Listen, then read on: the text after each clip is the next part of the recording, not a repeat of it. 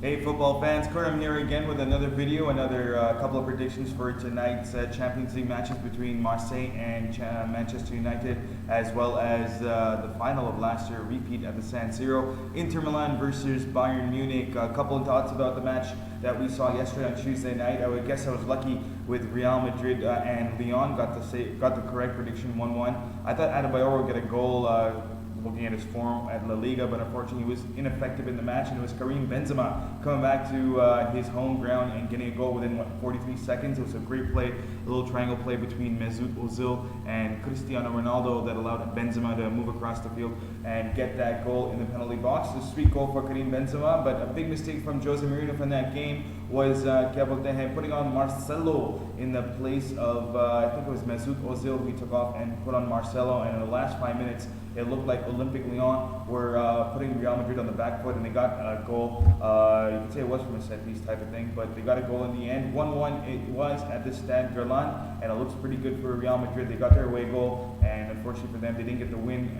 the first win in like 6 meetings against Olympic Lyon, but still they're steadily poised to go into this second leg with an advantage and away goal advantage, and I'm sure at the Santiago Bernabeu they'll be able to get an easy win. I'll come up with a prediction when that one comes a little closer. Looking at the other match, Chelsea. Wow, looks like look at you, Chelsea. Did you just get a win against Copenhagen? Oh, you got a win against Copenhagen. Oh, you little thing. Aren't you so happy, Chelsea, that you got a win, that your Frenchman, Nicolas Anelka, saved Carlo Ancelotti's neck?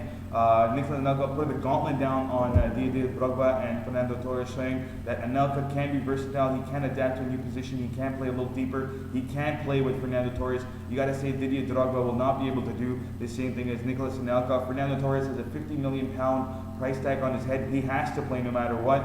I'm going to wonder what's going to happen between Manchester United and Chelsea. That happens on March the 1st, next Tuesday. That's going to be an interesting match. Will they bench Fernando Torres or not? That's a big question that everyone has to answer. But good on Chelsea. They got 2 away goals against the Danish side, FC Copenhagen, and they'll look poised to go into the quarterfinals of the Champions League. As for today's matches, what a match it is. Marseille versus Manchester United. Olympique Marseille, if you talk about them for a second, they haven't defeated, or I think the last 10 times they played against English opposition, 4 wins they have were 1-0. They did defeat Chelsea at the Stade Velodrome as early as the group stages. Remember, they beat Chelsea 1-0 over there, and they have a very competent manager in the 1998 World Cup winner Didier Deschamps, and he also won the Champions League, I believe, with Monaco way back in 2003, 2004, I think it was. And I think Marseille faced off against Manchester United in the 99-2000 Champions League in the group stages, and they actually got a win against Manchester United 1-0. It was Sylvain Wiltord scoring that goal, but the return, the home fixture of that group stage, Manchester United were able to win 2-1. Manchester United obviously very good defensively. They are the best defensive record in the Champions League, only allowing 1 goal during the group stages. I think Marseille's allowed about 11 goals during the group stages or something like that, or so that was Inter who allowed 11 goals. Marseille, you got to say that they have a little problem with their attack. Their 3 main attackers, Gignac, he's not there. Their creative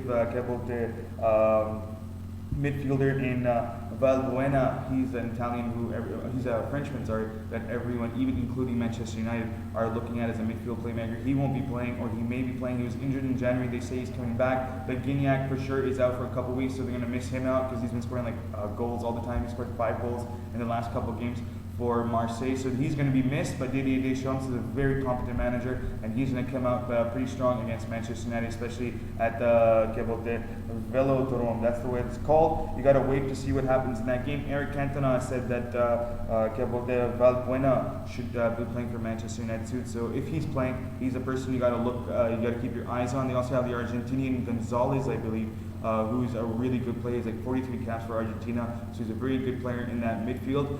Manchester United will be relying on their defense. They don't have Rio Ferdinand. They will have Smalling and Vidic in the middle of their central defense.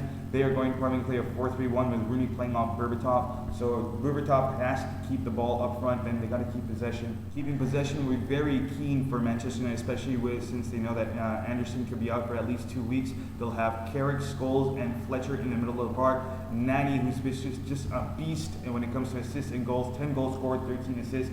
Nani's going to have to help out Wayne Rooney and Dimitar Berbatov. You got to say Wayne Rooney will be sacrificing, just like he did when Cristiano Ronaldo was doing so well, for Dimitar Berbatov to score a couple goals. It's going to be a close game, but I still think that United can get a win. They may concede a goal. 2-1 for United is what I'm giving that match. Moving on to a repeat of last year's UEFA Cup final, which is between Inter Milan and Bayern Munich at the San Siro. This time there is no Jose Mourinho-led Inter Milan. Benitez didn't make it. It is actually going to be Leonardo's first Champions League match in charge of Inter Milan against Bayern Munich. Inter Milan have some injury worries in this game. They do not have Diego Milito that scored those 2 goals against Bayern Munich in the final last year, and they won't have Pazzini playing because he is cup-tied. He played for Sampdoria in the qualifying stages of the Champions League, so he will not be allowed to play for Inter Milan. Kiev will be back in defense for Inter Milan. If you look at Bayern Munich, they actually have the dynamic duo of Frank Ribéry and Ian Robben down the flanks, and they have a very leaky defense. You gotta say Bayern Munich has some issues in the defensive area. They're very leaky, especially on set pieces, and especially if attackers have pace.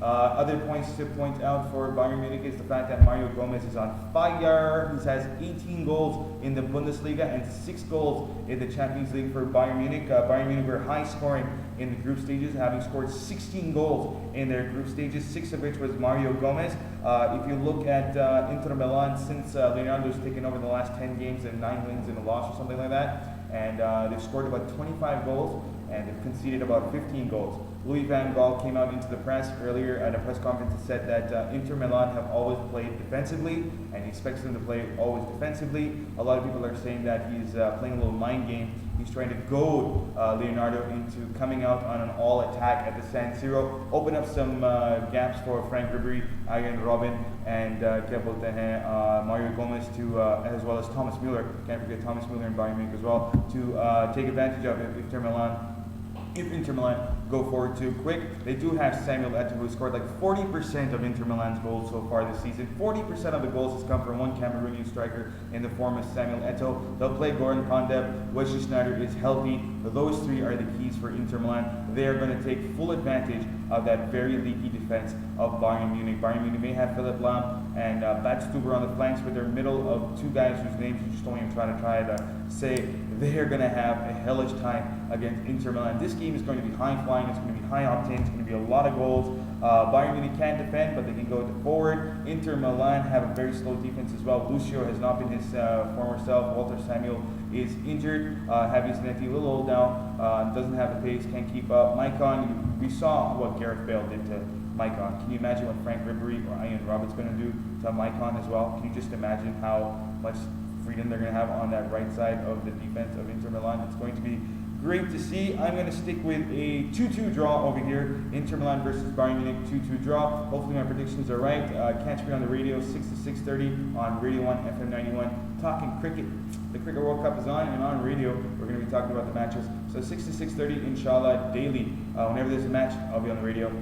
Catch that soon, and catch the halftime show on Sunday, 8 to 10. Till then, read your comments, write it down, let me know what you think about the matches, and let me know what you think about the videos. Bye.